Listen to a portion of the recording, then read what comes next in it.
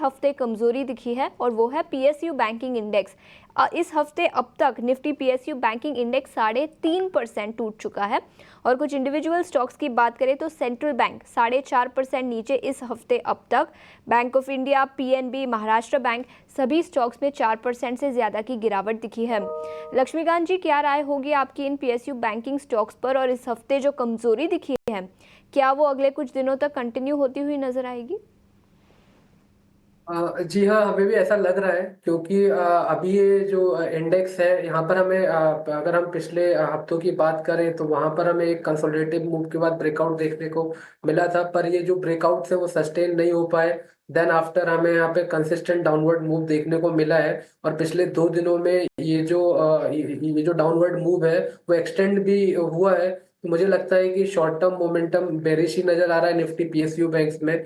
और अगर हम स्टॉक स्पेसिफिक भी बात करें तो वहां पर अगर हम स्पेशली हम स्टेट बैंक ऑफ इंडिया की बात करें तो यहाँ पर भी सेम स्ट्रक्चर बनता हुआ नजर आ रहा है जैसा निफ्टी पीएसयू बैंक्स में हमने देखा है।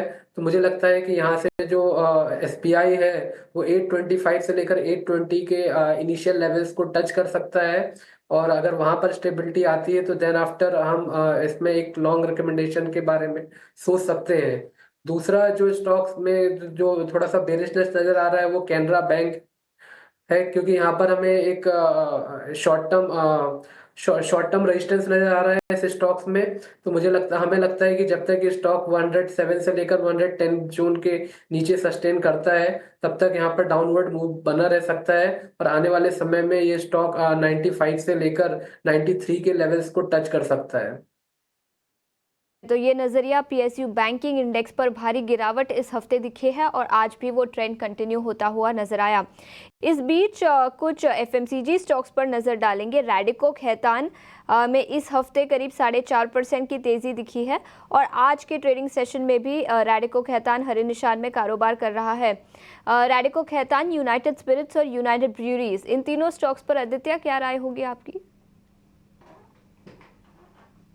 बिल्कुल, आप देखिए तो आज बाजार में सारे स्टॉक्स में आउट परफॉर्मेंस है।